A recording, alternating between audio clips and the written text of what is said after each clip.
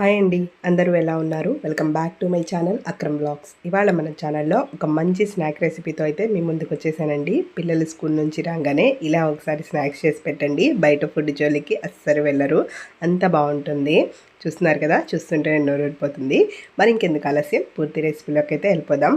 దీనికోసం ముందుగా ఒక మిక్సింగ్ బౌల్లోకి ఒక మీడియం సైజ్ ఆనియన్ని ఈ విధంగా సన్నగా కట్ చేసి తీసుకోండి. చాలా సన్నగా కట్ చేసుకోవాలండి, ఇక్కడ నేను చూపిస్తున్నట్టుగా.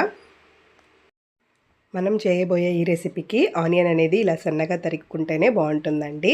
నెక్స్ట్ అయితే దీన్ని పక్కన పెట్టేసుకొని ఇప్పుడు స్టవ్ ఆన్ చేసేసుకొని ఒక మందపాటి కడాయి అయితే పెట్టేసుకోండి. ఇప్పుడు కడాయిలోకి 1 టేబుల్ స్పూన్ ఆయిల్ని అయితే వేసేసుకోండి.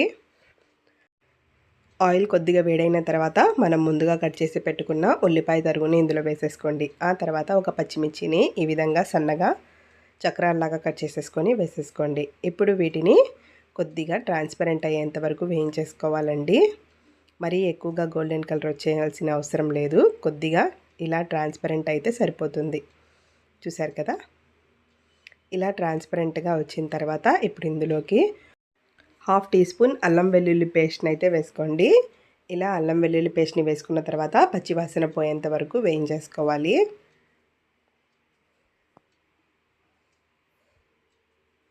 ఇలా మంచిగా అల్లం వెల్లుల్లి పేస్ట్ని వేయించేసుకుంటే మనకి పచ్చివాసన అనేది ఉండదండి. ఇలా వేయించేసుకున్న తర్వాత ఇప్పుడు ఇందులోకి మీ టేస్ట్కి తగ్గట్టు సాల్ట్, అలాగే చిటికెడు పసుపు, 1 టీ స్పూన్ ధనియా పౌడర్ని కూడా వేసేసుకొని ఈ మసాలాలన్నీ ఉల్లిపాయలకి పట్టేటట్టు మంచిగా గరిటెతోటి మిక్స్ చేసేసుకోండి. ఇలా మిక్స్ చేసేసుకున్న తర్వాత కొద్దిగా మీ ఘాటుకు తగ్గట్టు కారాన్ని అయితే వేసేసుకోండి. కారం వేశాక అడుగంటుతుందండి, జాగ్రత్తగా ఫ్రై చేసుకోండి. ఆ తర్వాత మెయిన్ ఇంగ్రీడియంట్ వచ్చేసరికి ఇక్కడ టొమాటో కెచప్ అండి. చిన్నపిల్లలు చాలా ఇష్టంగా తింటారు కాబట్టి తప్పకుండా వేయడానికి ట్రై చేయండి. ఇందులోకి 1 టేబుల్ స్పూన్ వరకు టొమాటో కెచప్ని వేసేసుకొని మంచిగా మిక్స్ చేసేసుకుంటే మన స్టఫింగ్ అయితే రెడీ అయిపోతుంది. చూస్తున్నారు కదా ఎంత జ్యూసీగా తయారైందో స్టఫింగ్ అయితే.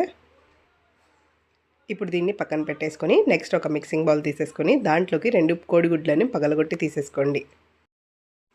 ఇలా కొడిగుడ్లను తీసుకున్న తర్వాత ఇప్పుడు ఇందులోకి కొన్ని మసాలాలు అయితే యాడ్ చేసుకుందామండి.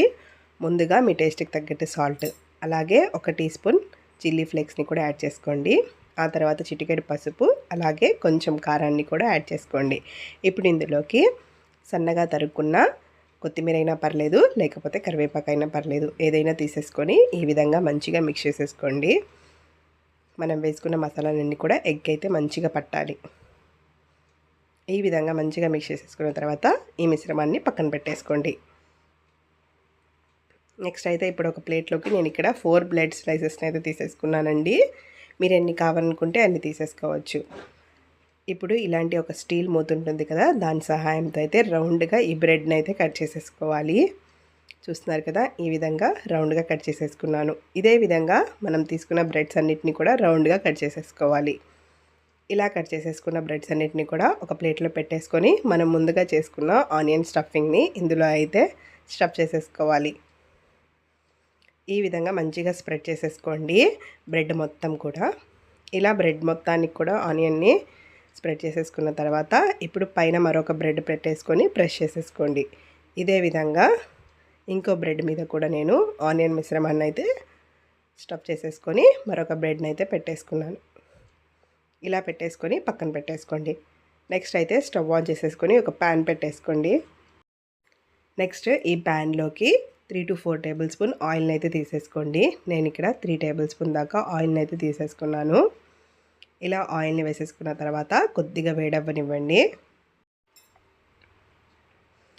నెక్స్ట్ అయితే మనం ముందుగా కలిపి పెట్టుకున్నాం కదండి ఎగ్ మిశ్రమాన్ని, ఇప్పుడు మరోసారి కలిపేసుకోండి.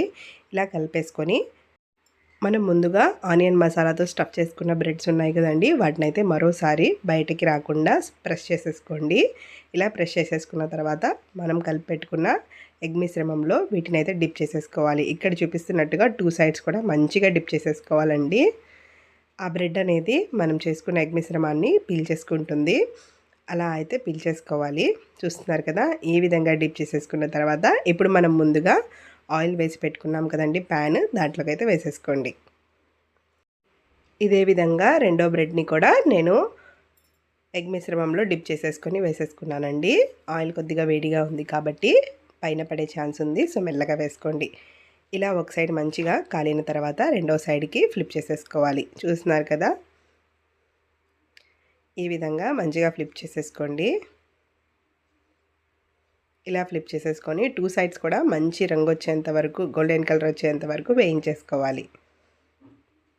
ఇలా సైడ్స్ కూడా పచ్చిగా లేకుండా మంచిగా వేయించేసుకోండి. ఇలా మంచి గోల్డెన్ కలర్ వచ్చేసిన తర్వాత పక్కకి సర్వింగ్ ప్లేట్లోకి తీసేసుకొని కెచప్తో సర్వ్ చేసేసుకుంటే అద్భుతంగా ఉంటుందండి. ఇప్పుడు నేనైతే వీటిని తీసేసుకుంటున్నాను. ఇలా సర్వింగ్ ప్లేట్లో కెచప్తో సర్వ్ చేసుకోండి. పిల్లలు చాలా ఇష్టంగా తినేస్తారు. ఇప్పుడు నేను మీకైతే కట్ చేసి చూపిస్తున్నాను చూడండి. లోపల నుంచి ఆనియన్ స్టఫింగ్తో ఎంత బాగుందో. మరి ఇంకెందుకు ఆలస్యం, ఈ సింపుల్ రెసిపీని మీరు కూడా మీ ఇంట్లో ట్రై చేసి ఎలా వచ్చిందో నాకైతే కామెంట్ సెక్షన్లో తెలియజేయండి. నా ఈ రెసిపీ కనుక నచ్చినట్టయితే like, share and subscribe. Thanks for watching.